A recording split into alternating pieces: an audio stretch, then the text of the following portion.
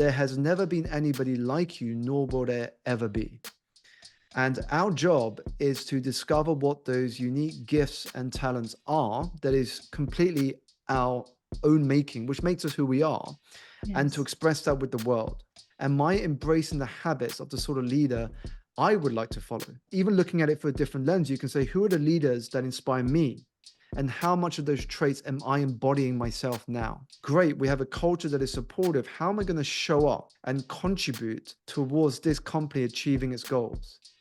Now, Welcome back to our show, Empower Your Life. I'm your host, Cindy Marie. Our next guest is an award-winning life coach who is highly regarded for his energy, wisdom, and insights as a speaker. With a global presence, he captivates audiences in his keynote talks, cited fireside chats, and workshops where he imparts knowledge on avoiding a human energy crisis through comprehensive management, such as physical, mental, emotional, and spiritual perspectives. He firmly believes that when it comes to happiness and productivity, energy is truly everything, which I truly believe, and I truly agree with that. He's also an author with his book titled Energize, which was published back in April 2022 by Penguin and quickly became an instant bestseller. So get ready to power up and ignite your journey as we dive into energizing authenticity to radiate your success with none other than Simon Alexander Ong. Welcome, welcome, Simon. Cindy Marie, thank you so much for having me on today. Awesome. So, Simon, for many people who have yet to know your story as how you ended up what you're doing right now, could you share with us your story? Sure. So, my journey is from starting my career in the banking industry to beginning on the path of entrepreneurship towards what I now get to do today, which is coaching some extraordinary clients, speaking on stages across the world, and writing books. But it wasn't always that way. I grew up in the United Kingdom to two Malaysian Chinese parents who had wanted me to pursue a respectable career path. Nobody in my immediate family had worked for themselves or even started a business. They'd always worked for someone. And so, given that experience, they wanted my brother and I to also pursue a path in life that had a respectable standing among society, but also paid well. And after watching films like Boiler Room and Wall Street, that led me to pursue a career in banking. So I Mm-hmm. went to the London School of Economics to finish with a degree in economics. And then I used that to enter the world of banking in 2007, Mm-hmm. which which was a bit of a crazy time, actually, Cindy Marie, because this was a year before the global financial crisis. Mm-hmm. And the company I began with was Lehman Brothers. So that was the beginning of a very volatile career in the financial services sector. I ended up being in that industry for nearly 10 years, moving between jobs and roles every couple of years.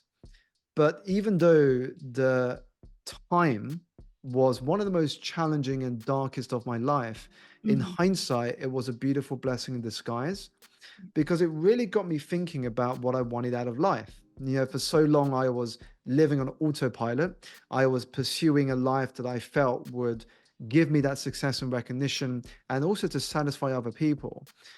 But Yes. here was the moment for me to ask myself, what did success truly mean to me?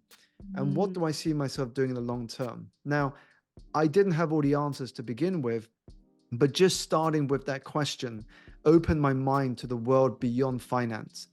And that led me to reading different books, going to seminars and workshops, working with coaches and mentors, and trying my hand at business. I tried a number of different things. They didn't work out, but it eventually led me to the world of coaching.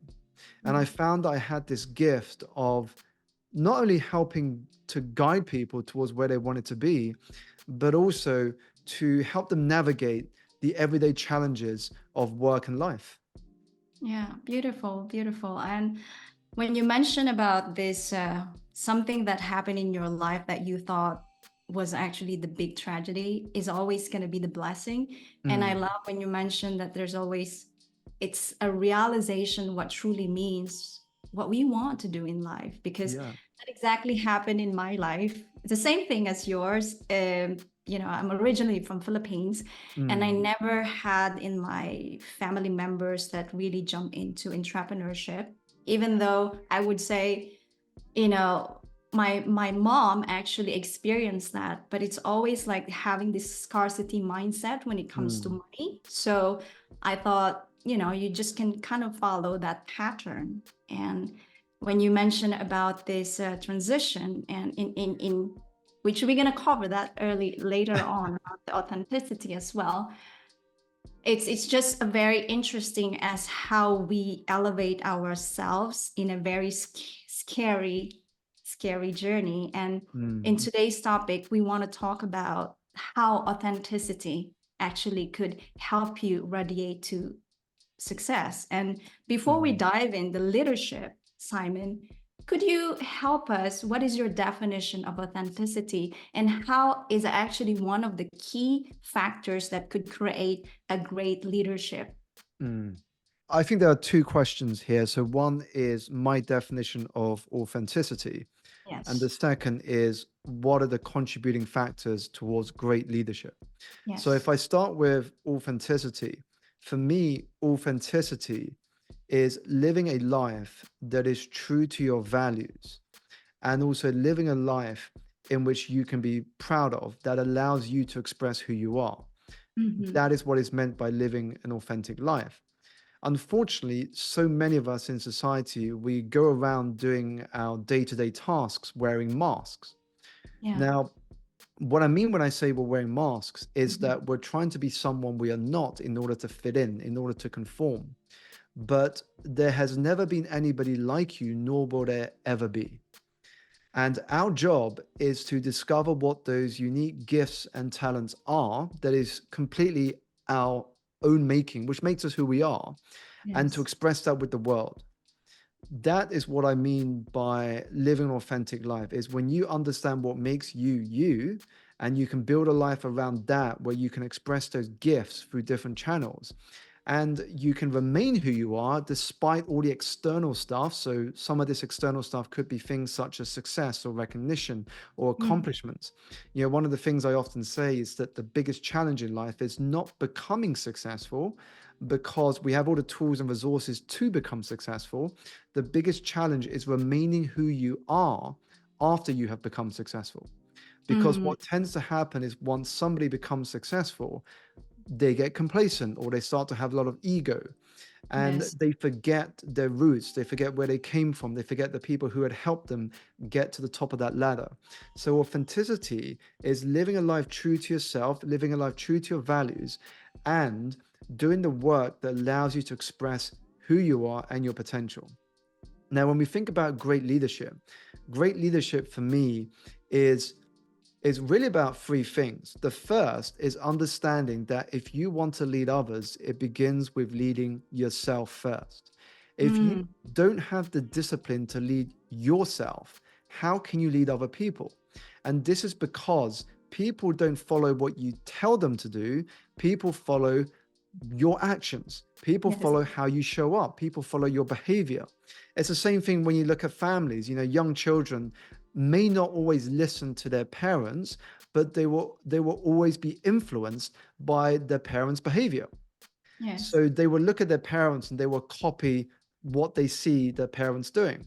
So this is Mm. why leadership begins with you. So when you think about being a better leader, ask yourself, am I embracing the habits of the sort of leader I would like to follow? Or even looking at it for a different lens, you can say, who are the leaders that inspire me, and how much of those traits am I embodying myself now? So that's Mm-hmm. the first thing. Leadership begins with you. Second, it is to understand that when you are in an organization, Mm-hmm. communication is one of the most important skills that you can develop. So if Mm. you have the ability as a leader, now when I say leader, I don't necessarily mean you have to have a title that tells people you are a leader. You Yes. could be a junior in a company and you could still demonstrate leadership qualities. Leadership is not about a title. Leadership is how you show up and how you engage with other people. So the second characteristic is your ability to communicate with other people that shows you have empathy and understanding. Can Mm-hmm. you communicate with others in a way that energizes them, empowers them, and inspires them? Because if you can, you are a leader. Leaders are people who can communicate with others to inspire and move them towards action. Mm-hmm. That is leadership. And the third, for me, is the ability to listen. Do you Yes. have the patience to listen, to understand somebody? Because when you have that ability to listen at a deep level, not to respond, but to understand, then this is how people feel connected to you. People Yes. feel like they are trusted, they're heard, and they are appreciated. In fact, it was Stephen Covey in his book, The 7 Habits of Highly Effective People, where he said, seek first to understand and then to be understood.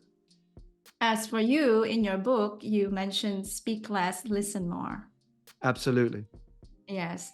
And do you think that authenticity is easily applicable or implemented in organization as a leader? I would say it is only easily implementable if the leadership has created a culture where people feel like they belong, where they feel part of a community, Mm-hmm. and where they can express their ideas and contribute towards something bigger than themselves. If Mm-hmm. they have that belonging, purpose, and safety, then it's a lot easier for people to be authentic. But it's very difficult to be authentic if you are in a company that has a culture that makes you feel like you do not belong, that there is fear, and Mm-hmm. that there is no purpose beyond your day to day job. If you don't Yeah. have those things in place, how can you find it easier to be authentic? You have to hold back a lot of who you are in order to satisfy the people above you. And so I think when we look at companies, it's really a two-part job here.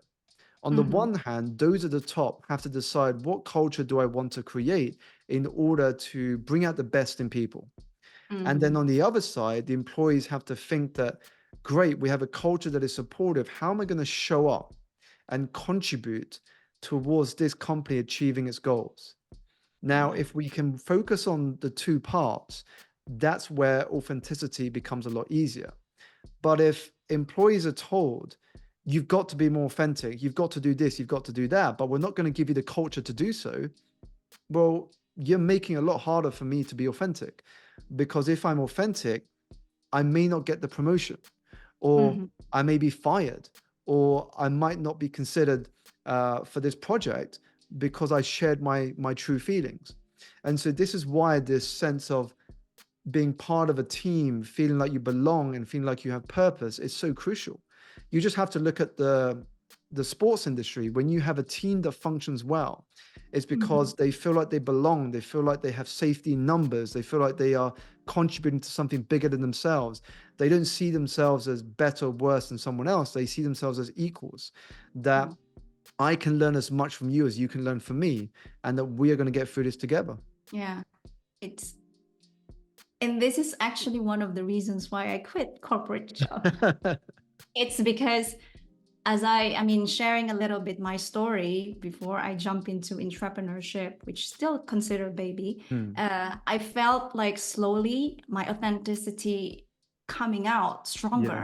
And I can't express that with the company that I have worked with. Hmm. However, as what you said earlier, that there's always a beauty or a blessing in a challenging moment at that moment because I felt like I kept on trying my very best to prove my validation and worthy.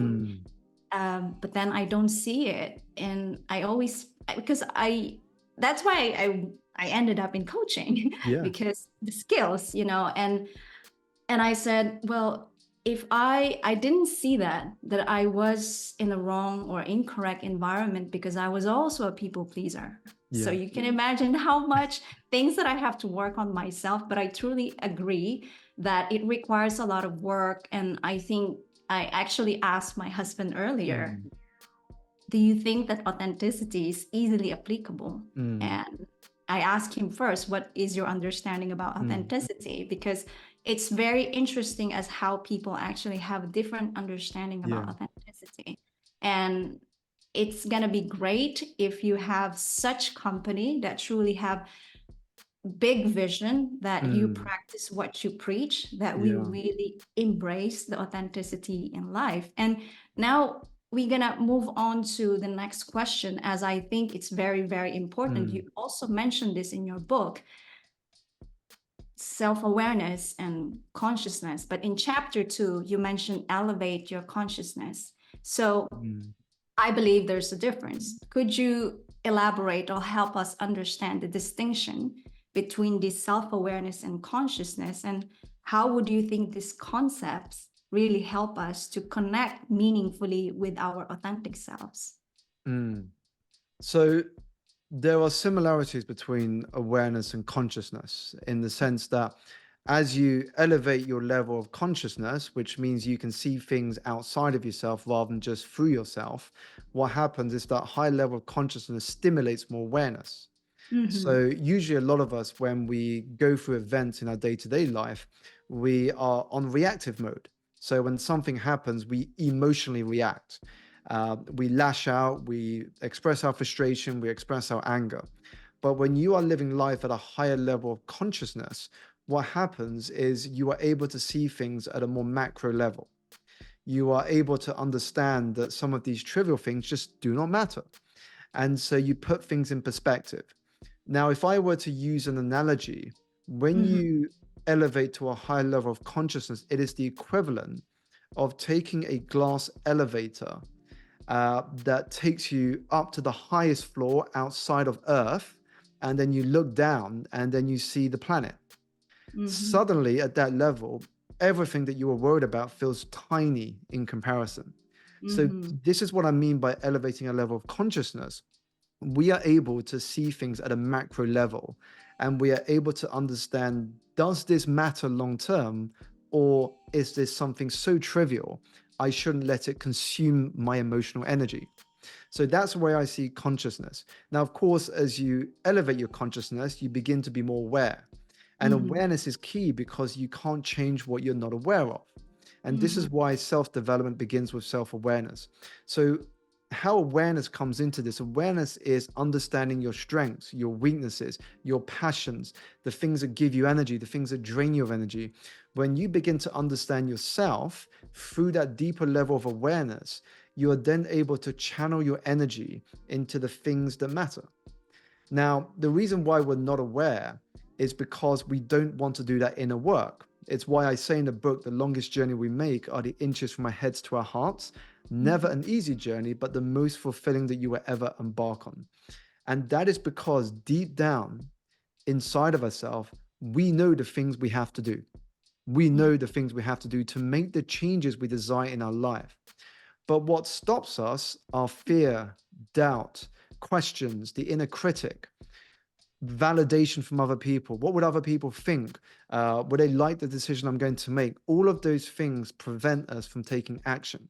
But if we are aware of some of those obstacles, then we can begin to surmount them by drawing on particular tools and techniques to make sure that we avoid them and focus on expressing our potential. So that's how I see consciousness and awareness. Yes, thank you for sharing that. Um, have you ever experienced, and I'm just super curious, Mm, with your current or maybe previous clients, or your, no, not you, but your previous clients in your experience, that you have coached them and later on, as the coaching started to get difficult, then they step back and quit? Because I felt that I remember the first client of mine, as we dive in more and more, it gets harder and harder because mm, everything is about you. yeah. And then many people, in this case, the entrepreneur that I have worked with, constantly blaming the outside rather than taking in. And then in the end, decided not to continue because it's getting harder for that Mm. person to accept it. Have you ever experienced that, and how did you like move forward for that specific situation? Sure. So if I'm honest, I've not really experienced that. But there's a reason why. Because before I begin any coaching relationship, Mm-hmm. I say to them, please only sign up. Please only begin this partnership if you are ready to be challenged, if you are comfortable with the unknown, and if you are ready to get uncomfortable in our conversations. Because if you are not ready for that, let's call this a no for now. Let's stop and pause. And when you are ready to be challenged, because growth only comes from being challenged and going out of your comfort zone, then you know where to find me. But if you are ready, then from day one, I'm going to challenge you to overcome the obstacles that have previously held you back so that you can begin the path towards who you are meant to be.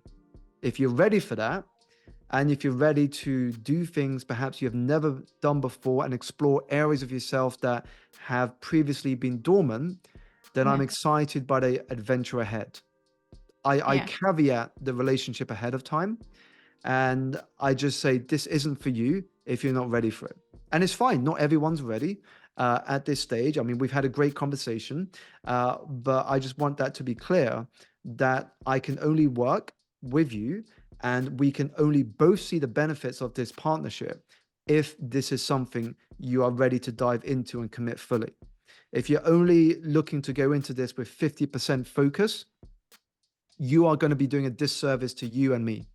But if you are going to go into this with 100% focus, you are ready to be open 100%, then I have no doubt that in the time we work together, you are going to transform.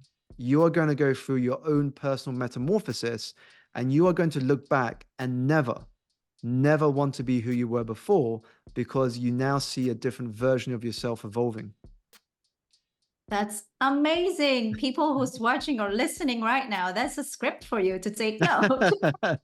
Yeah, I remember that was my first client.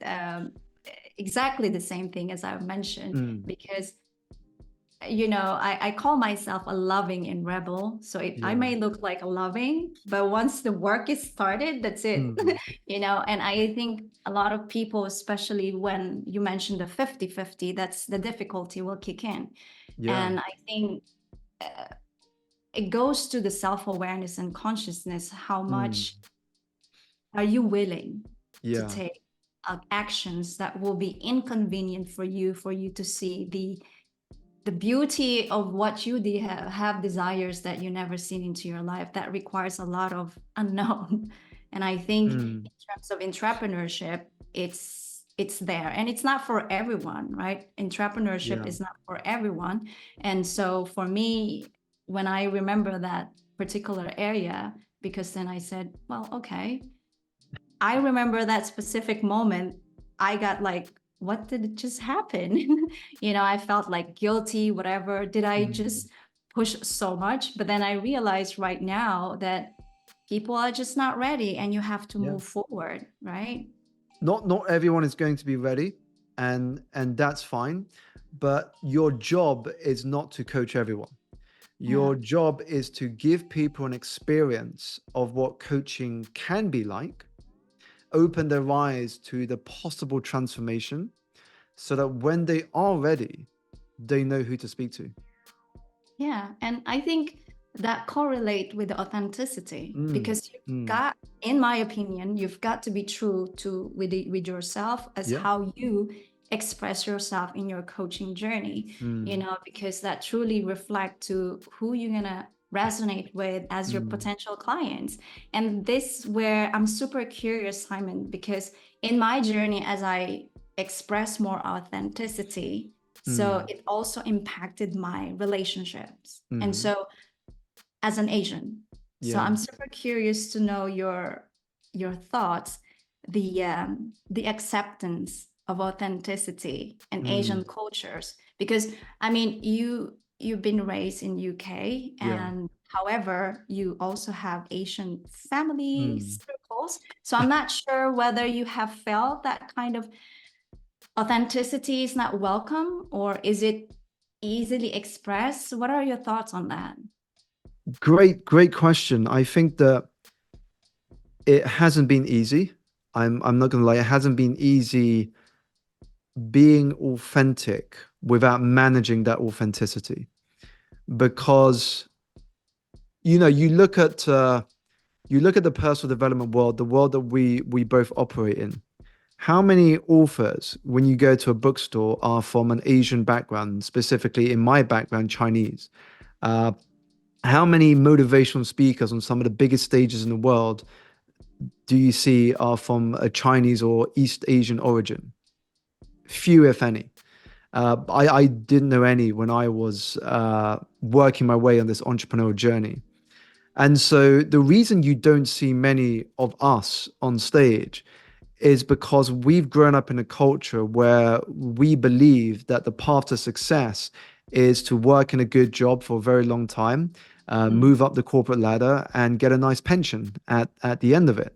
yeah. And so when I was starting my business in the early days, when I was transitioning out of the corporate world to start my coaching business, I wasn't comfortable telling my family that I had left the corporate world. And Mhm. so I remember my dad would Skype me at the time. They were using Skype back then. Now it's all about Zoom, but back then it was Skype. He was using that to call me because he was abroad at the time, and Mm, he would ask me questions such as how is work going? Are you getting a promotion? Are you doing well? And I would just buy myself time. I would say the economy is tough. I'm still trying my best to work up the ladder. Maybe I might get another job where I can get a raise on my current salary. But right now it's tough. I just got to keep my head down, keep working, and hopefully that work will be recognized. But what they didn't know was I was already out of a job.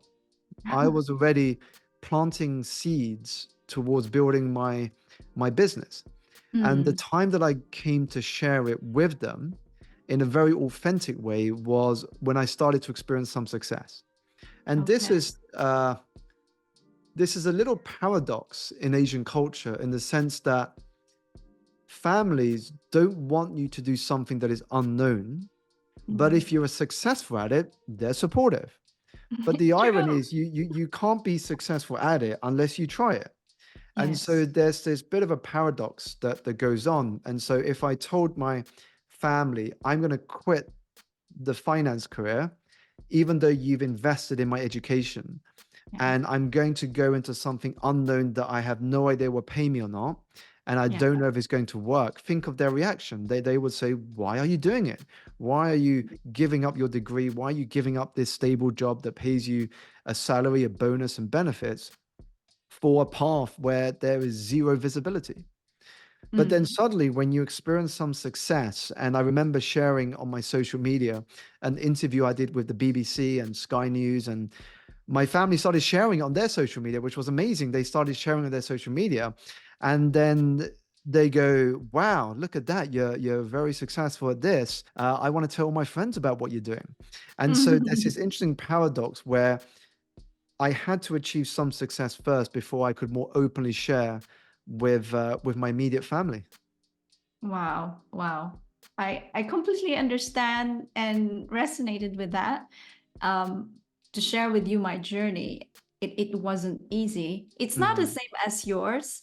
Yeah. Basically, my family don't understand. Mm. Like, why are you doing what you're doing? And even my friends, they're like, don't you miss having these corporate meetings? Mm. It's like, no, I'm happy where I am right now. And many actually thought that I was just like, having this hobby Yeah. out of being bored. And I'm like, no, I'm committed with it. And Mm. so we'll fast forward, like still baby, 4 years doing this Yeah. now. And people started to see, oh, you're serious. I said, Mm. yes, I am serious. And still people, it's challenging because Mm. there's so many emotion involved, and your Mhm. energy will be also sucked in a negative or Yeah. unpleasant way. And I was just like telling myself, when it comes to spiritual growth, I have a reason, meaningful Mm, reason, why am I being called of sharing yeah. authenticity? And you're right, you know, there's so many little numbers of people that expressing your authenticity, especially in the Philippines. It's just very, very different in my Mm, opinion, that we are so magnetized with consuming the entertainment rather yeah. than, you know, learning, being curious what we can do more. And this is exactly it. The fact that if you want to live like most can't, you have to do what most won't. And most won't make the sacrifices that you and I will make. Most won't make the choices that you and I will make. And most won't think any different than the majority. It is a lonely journey. When you begin on a path that only you know to be true, that connects uh, to your inner values, the beginning is always lonely because nobody gets you. Only Yeah. you get you, until you have some success, and then you build a tribe and you build a community, and then you can connect with other people who are on a similar journey to you.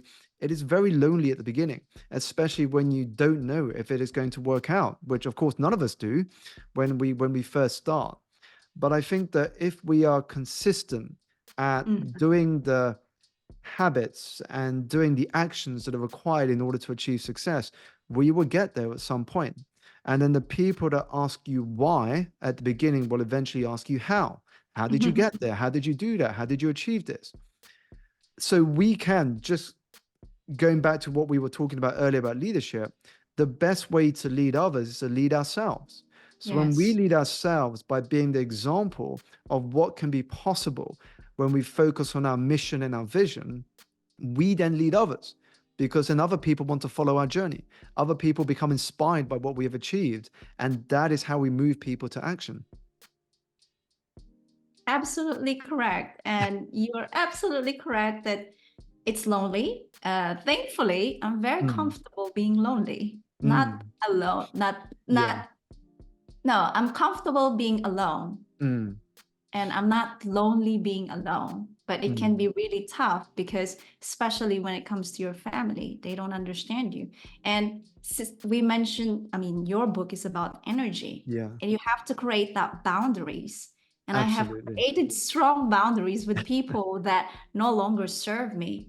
That includes my family. Mm, And, you know, they might not understand why I'm doing what I'm doing. And I have mm, to really build that thanks to spiritual growth, yeah. spiritual journey.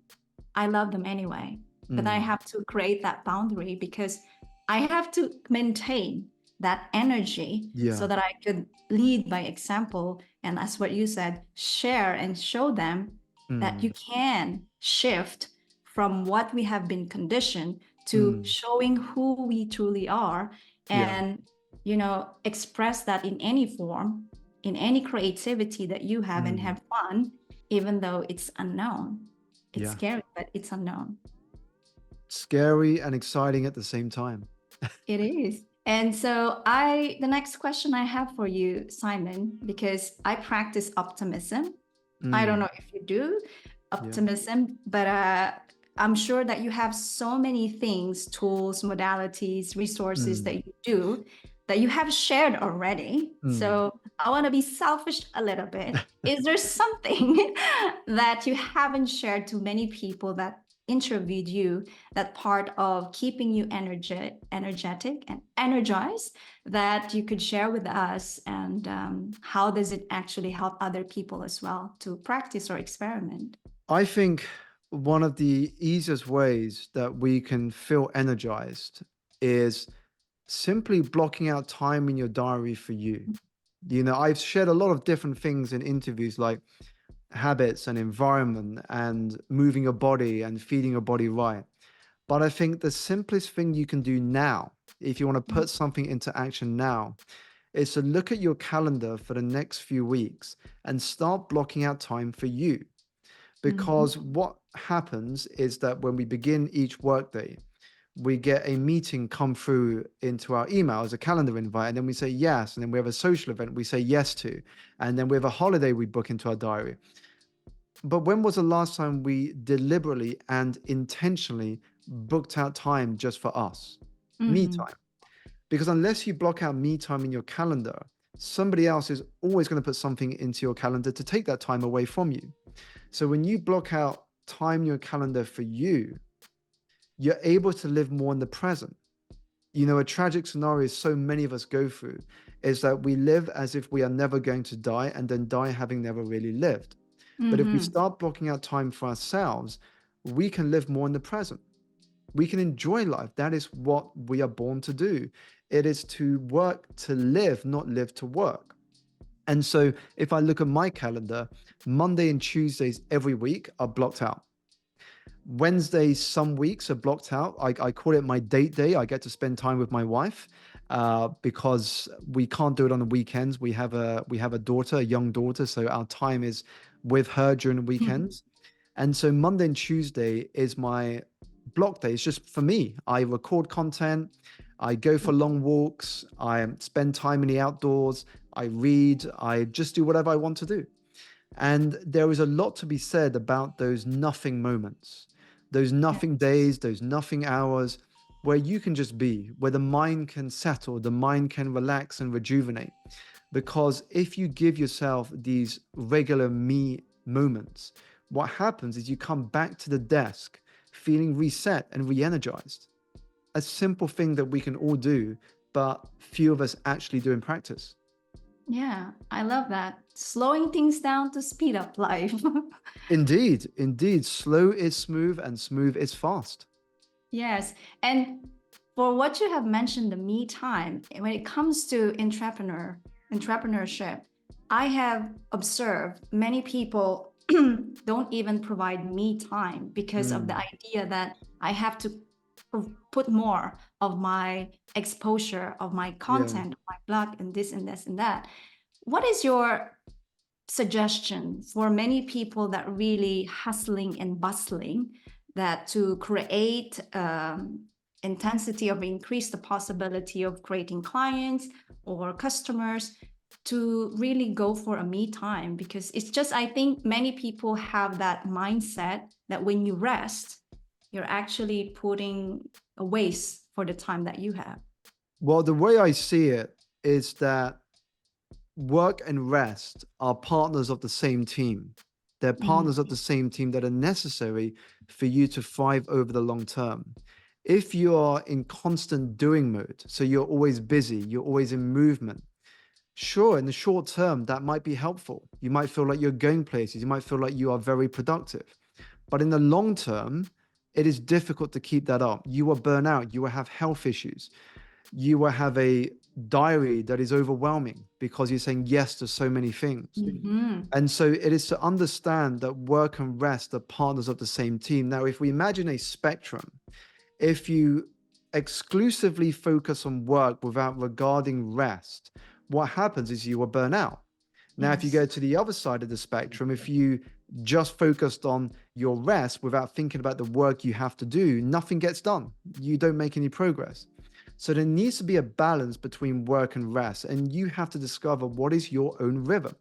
What is the Mhm. rhythm in your day, your week, and your month that you can create that allows you to have periods of deep, focused work and periods of intentional rest? And the fact is, the harder you work, the harder you must rest. Mm. We can see this in sports men and women. If you were to train every day intensely ahead of the main event, then what happens is when that main event comes, you are exhausted, you are tired, you might even be prone to injury. But when Yes. you train towards an event, Mhm. athletes know the importance of rest as much as the work. Yes, you have to do the work so the body is conditioned to do the work when it comes to the main event, but you also need to rest for your muscles to recover, for your body to recover, and for you to grow as a result of your training. And it's the same with us. If you're in constant doing mode, how are you giving your mind and body the space to connect all of those stimuli and dots that you are creating and absorbing in order to Mhm. make sense of the world? It is why when you go on a long flight to another country, people often come out of that saying, wow, I really enjoyed being in the air. Well, you enjoyed being in the air because you were disconnected Mm, from the internet, from people, from business, and you were just being. You were just in the moment. And when you're in the moment, your mind can make sense of all of those thoughts that you are having every day. love it. And how, my last question about that Mm, before, because I think for me, I practice so much and advocate so much the word fun. yeah. Do you practice the fun? Because I think it's important in Yeah. entrepreneurship that you have to practice that fun and not constantly being serious of what you do. Yeah. Fun makes the journey a lot easier and also Mm-hmm. more energizing. So, one of the questions we can ask ourselves, if something feels like a chore, or if something feels like it is draining you of energy, but you know you have to still do the process, especially when it comes to running a business or taking your idea out into the world, is to ask yourself, what would this look like if it was more fun? Mm-hmm. What would this look like if it was more enjoyable? And then maybe it's just doing what you are doing in a different way.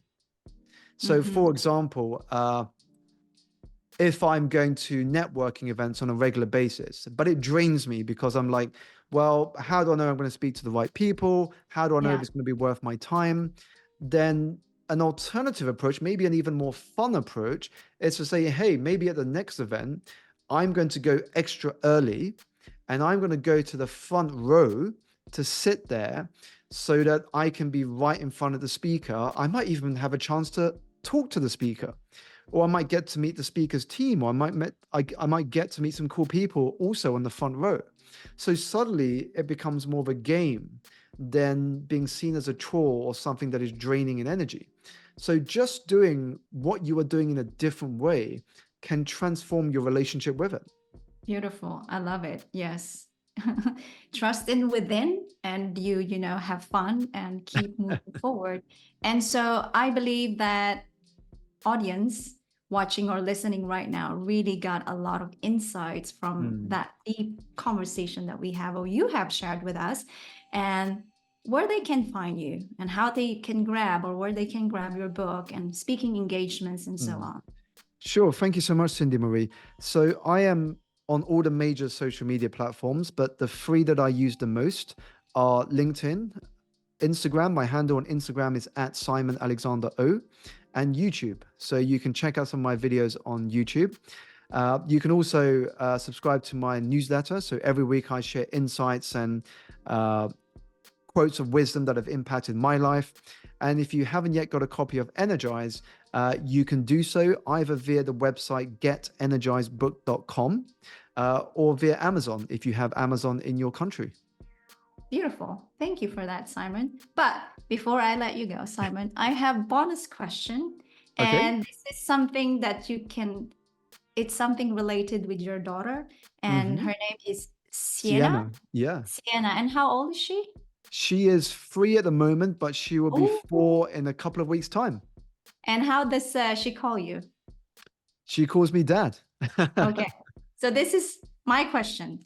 So just imagine your daughter Sienna comes up to you and asks Hmm. you a question that she may heard or seen somewhere. Hmm.